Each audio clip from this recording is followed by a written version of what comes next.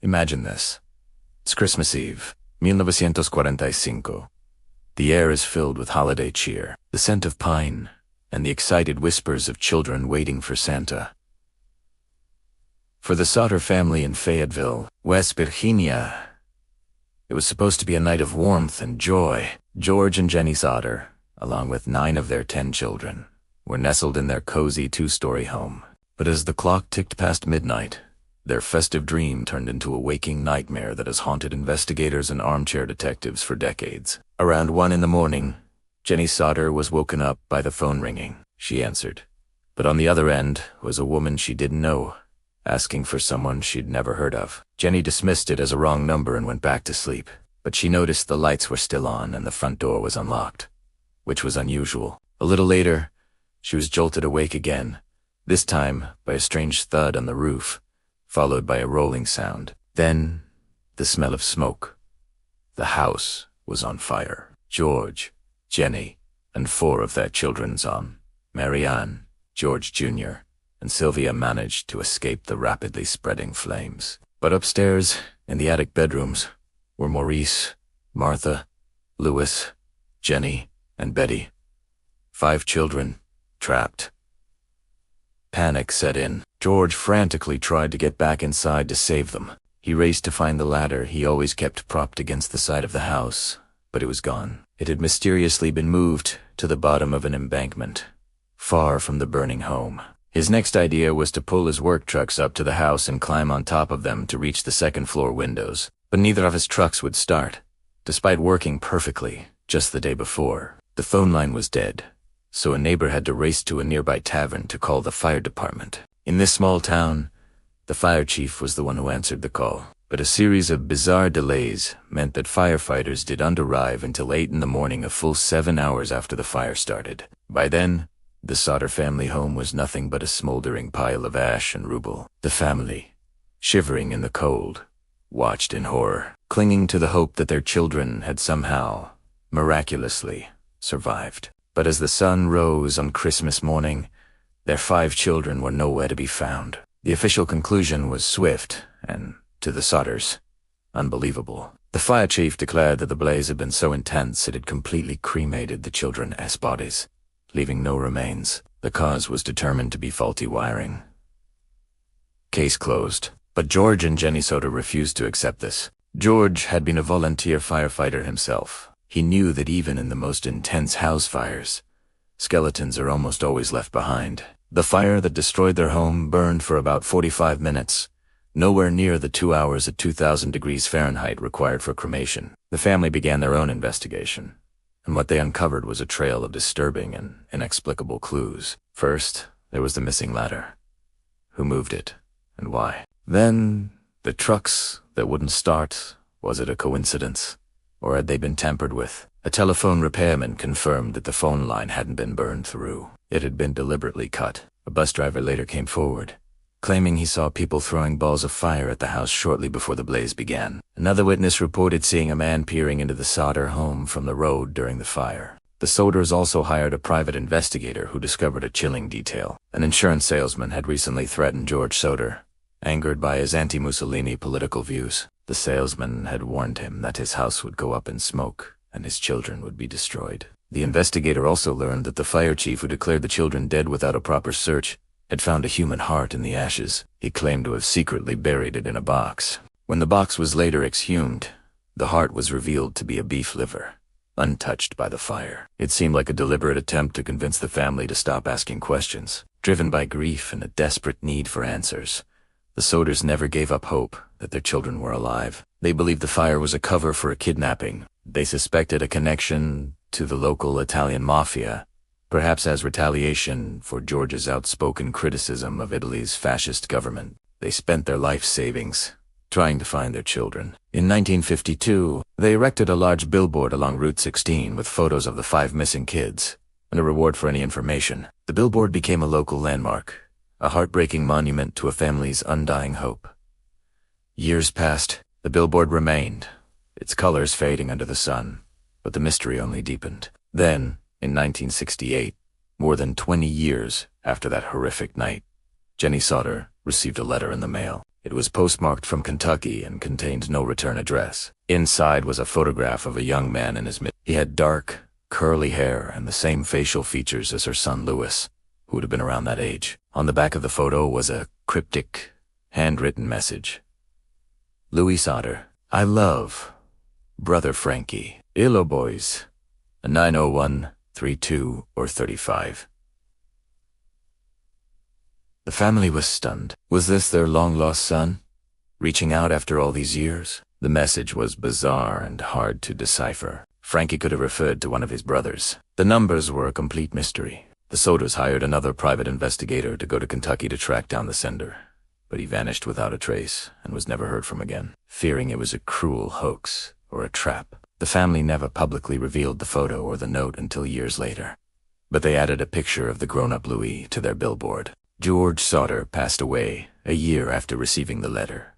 Still believing his children were out there somewhere, Jenny continued to wear black in mourning for the rest of her life, tending to the memorial garden she had planted where their home once stood. She died in 1989.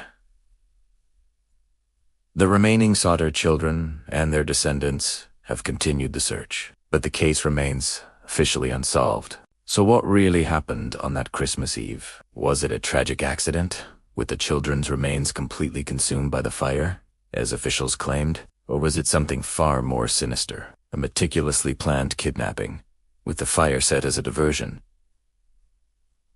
Were the children taken by the mafia as revenge, or did someone with a personal grudge against the family orchestrate their disappearance? And what about the photograph? Was it a genuine message from Louis, a cruel prank, or a warning from the people who took him? The questions hang in the air, as thick as the smoke that billowed from the Sauter home all those years ago. The story of the Sauter children is a chilling reminder that sometimes the most terrifying mysteries are the ones that happen in our own homes, on a night meant for peace and celebration. It's a case where every answer only leads to more questions, and the truth remains buried, perhaps forever, under the ashes of the past. Thanks for watching. If you found this story as haunting as I did, hit that like button and subscribe for more deep dives into the world's greatest unsolved mysteries. Let me know your theories about the Sauter children in the comments below. See you next time. Picture this. Christmas Day, 1929. Snow is likely falling. Carols might be drifting through the crisp winter air, and families are gathered around crackling fires, exchanging gifts and sharing laughter. It's the quintessential image of holiday, peace, and joy. But in rural North Carolina, for one family, this day of celebration was about to turn into a scene of unimaginable horror, etching itself into the annals of American true crime as one of the most baffling and tragic holiday mysteries ever. This is the story of the Lawson family. Just a few days before Christmas, the Lawson's father, Charlie, mother Fanny, and their 7 children went into town for a special occasion. They bought new clothes and sat for a family portrait. It was a rare expense for a hard-working tenant farmer family, a moment captured in time meant to be a happy memory. Looking at that black and white photograph today, you see a large, handsome family. The children, ranging from 17-year-old Marie down to the baby, Mary Lou, look neat and tidy in their new outfits. It's a picture of simple, respectable, country life. But if you look closer, this seemingly ordinary photo holds a chilling secret, a silent clue to the impending doom that no one saw coming. On that fateful Christmas afternoon, as his older children were getting ready to visit their uncle, Charlie Lawson waited. He hid by the tobacco barn, and as his 2 eldest daughters, Marie and Carrie, walked by, he ambushed them, ending their lives before they even knew what was happening. He then returned to the house, where he systematically murdered his wife, Fanny, and for more of his children, 12-year-old Maybelle, 7-year-old James, 4-year-old Raymond, and even the infant, Mary Lou. The scene inside the house was one of utter devastation. A peaceful home transformed into a slaughterhouse in a matter of moments. The only survivor was the third-born son, 16-year-old Arthur. Charlie had sent him on an errand just before the rampage began, a deliberate act that saved the boy's life. After committing these horrific acts, Charlie Lawson walked into the nearby woods, paced for a while, and then took his own life. The sound of the final gunshot alerted neighbors, who soon discovered the gruesome scene. The community was left reeling. How could this have happened? Charlie Lawson was known as a quiet, hard-working family man. There were no obvious signs of financial trouble, no known feuds, no reports of domestic strife. He was a regular church. To the outside world, everything appeared normal. The news spread like wildfire. Thousands of morbidly curious sightseers descended upon the small community, trampling through the crime scene. The Lawson home was even turned into a grim tourist attraction for a short time, with visitors paying to walk through the rooms where the family had been killed. The family was buried in a common grave, but the questions surrounding their deaths were far from buried. What could possibly drive a father to annihilate his entire family on Christmas Day? In the weeks and months that followed, whispers and theories began to circulate. Some locals claimed Charlie had suffered a severe head injury months earlier that had changed his personality, making him more volatile and paranoid. Others speculated about darker secrets hidden within the family. Rumors of a terrible secret involving Charlie and his eldest daughter, Marie, began to take hold. Had Fanny discovered something that pushed Charlie over the edge? Was he trying to cover up a terrible truth by silencing his entire family? The family was laid to rest together, with a single tombstone marking their tragic end. But even in death, the mystery continued. When the caskets were exhumed years later for reburial, a local legend claims that Charlie Lawson's casket was suspiciously light, leading some to believe he wasn't really in there. Of course, this is likely just folklore, but it shows how deeply this event scarred the local psyche, and how desperately people searched for answers. Any answers that made more sense than the brutal reality. The only person who might have held some of the answers, the sole survivor Arthur, lived a relatively quiet life afterwards. He married, had a family of his own, but his life was cut tragically short in a car accident in 1945. With his death, any first-hand knowledge he might have had about his father's state of mind or any hidden family tensions was lost forever. He rarely spoke of the tragedy, carrying the immense burden of being the boy who lived. So, where does that leave us? With a cold case, nearly a century old, and a story that feels more like a horror movie plot than a historical event. We have theories, whispers, and local legends, but no concrete proof. Was it a sudden psychotic break? A calculated act to hide a dark secret? Or something else entirely that we eye? Never. No. The head injury theory seems plausible, as traumatic brain injuries can drastically alter personality and impulse control. The alternative, the story of a hidden family sin, is far more disturbing but has been a persistent rumor for decades. Without modern forensic psychology or a confession, we are left to sift through the fragments of the past. And this brings us back to that final family photograph, the one taken just days before the massacre. It's a haunting artifact. When you study the faces, you see the children looking a bit stiff and formal, as people often did in photos from that era. Fanny, the mother, has a tired but gentle expression. But then you look at Charlie. In a family portrait meant to capture a moment of pride and happiness, his face is a mask of grim tension. His eyes are dark, his brow is furrowed, and his mouth is set in a firm, unsmiling line. He is the only one not smiling. He looks disconnected, brooding, a man weighed down by a terrible burden. Is it possible that the entire truth was hidden in plain sight all along, right there in that photograph? Was his expression a silent scream for help, or the cold, determined look of a man who had already decided his family's fate?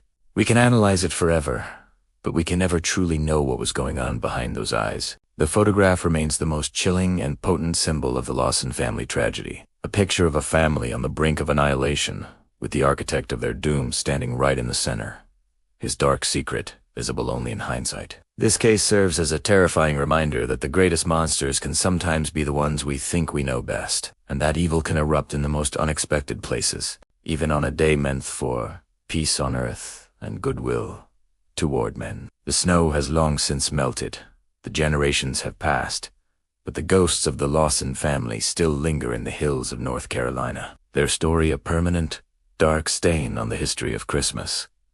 Thank you for watching. If you found this story as compelling and chilling as I did, please like this video and subscribe to our channel for more deep dives into the world's most fascinating mysteries. Stay curious and stay safe. Have you ever heard of a crime so baffling that even decades later, it feels like a ghost story? Today, we're rediving into a case that has chilled people to the bone for over 40 years. The Ketty murders. It all began in a small, rustic cabin Number 28.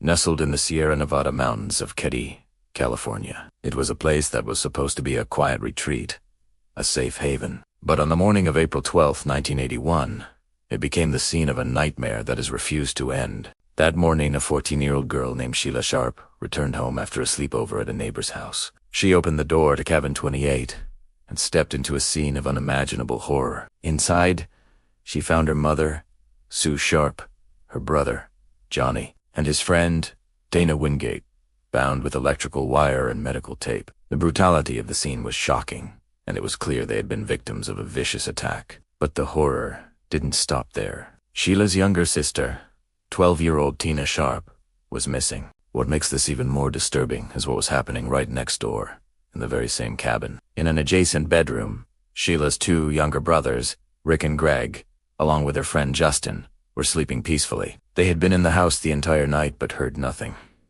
Absolutely nothing. How could such a violent and chaotic event unfold just a few feet away without waking three young boys? This question became one of the first and most haunting puzzles in the Keddie case. It was as if the crime had been committed in complete silence. A silent massacre that left no audible trace. The Plumas County Sheriff's Department was called to the scene. But from the very beginning, the investigation was plagued with problems. In 1981, forensic science was not what it is today. But even by the standards of the time, the handling of the crime scene was heavily criticized.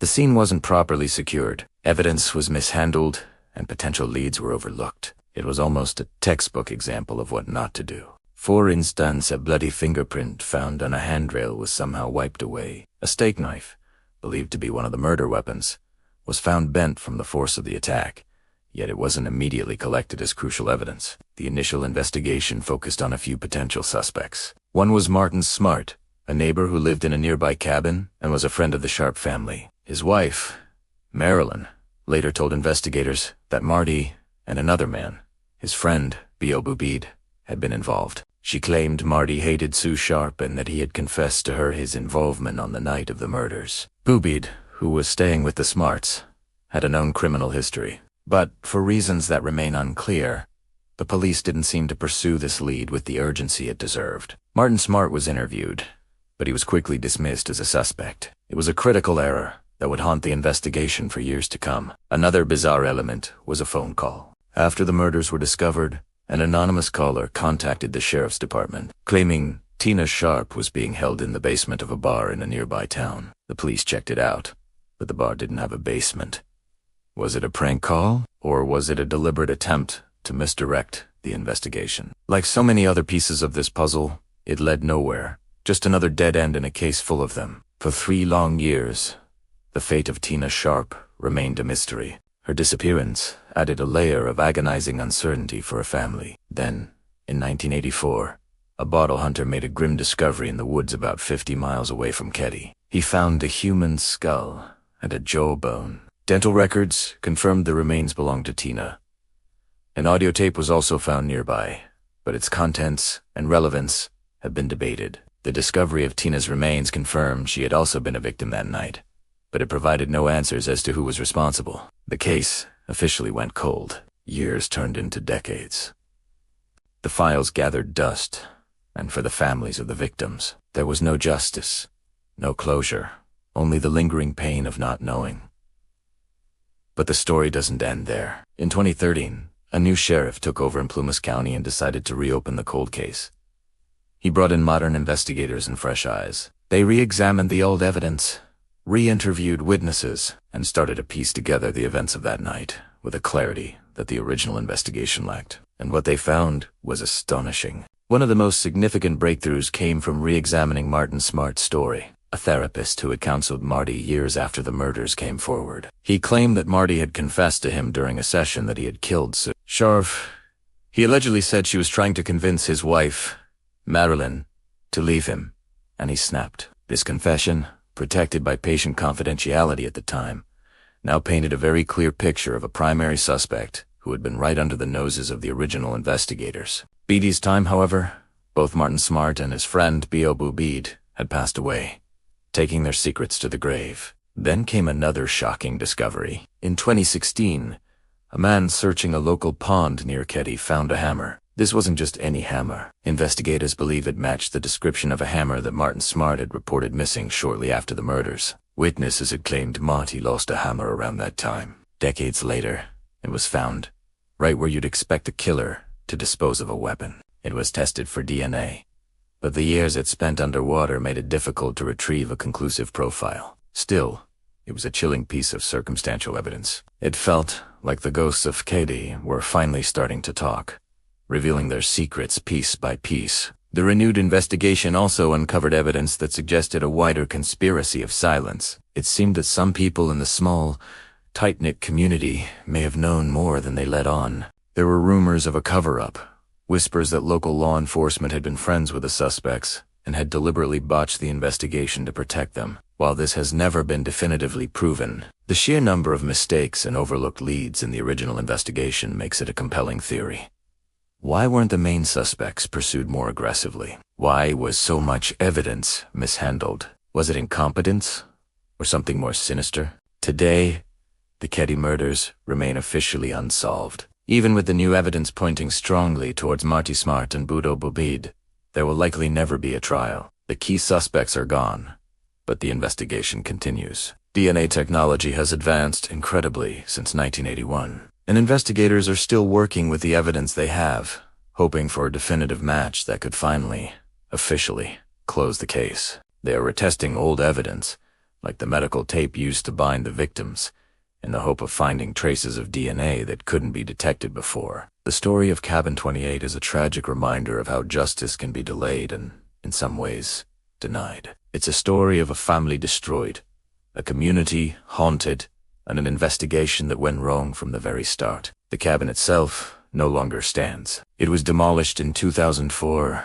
as if to erase the dark stain it left on the landscape, but the memory of what happened there lives on. It serves as a cautionary tale for law enforcement and a heartbreaking mystery for a generation of true crime followers. We can only hope that one day, the full truth of what happened on that terrible night in Keddy will finally be brought into the light. Thank you so much for joining me on this deep dive into one of America's most haunting cold cases. If you found this story as compelling as I do, make sure to like this video and subscribe to the channel for more mysteries like this one. Let me know your thoughts on the Keddy case in the comments below.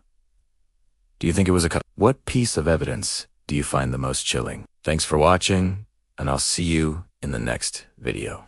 The day after Christmas, a family in Boulder, Colorado, woke up to a scene straight out of a nightmare. Just hours after celebrating, 6-year-old JonBenet Ramsey was gone. Her mother, Patsy, discovered a handwritten ransom note on the back staircase of their sprawling home. The note warned the Ramseys not to contact the police, but they did. When officers arrived, what followed was a series of confusing and now heavily criticized decisions. Instead of securing the house as a potential crime scene, friends and family were allowed to come and go, cleaning up the kitchen and potentially contaminating crucial evidence. The house, still filled with Christmas decorations and half-eaten snacks, became a hub of chaotic activity rather than a secured investigation site. John Ramsey was even allowed to leave to go to the bank to arrange the ransom money. Hours passed, with no call from the supposed kidnappers. The morning was filled with waiting, confusion, and a growing sense of dread. As the day wore on, with no word from any kidnapper, the police suggested that John Ramsey do another search of the house. A detective accompanied him. They went down to the basement, a cluttered area they had apparently overlooked earlier in the day. There, in a small, windowless room, John made a horrifying discovery. He found JonBenet's body. She was covered with a white blanket. She had a cord around her neck, and her wrists were bound. The mystery of a kidnapping had suddenly and tragically transformed. The little girl hadn't been taken from the house at all. She had been there the entire time. This shocking turn of events shifted the focus of the investigation entirely. The crime scene, which had been compromised for hours, was now the site of a homicide. The basement room where she was found contained several strange clues. There was a broken window, which some thought could have been an entry point for an intruder.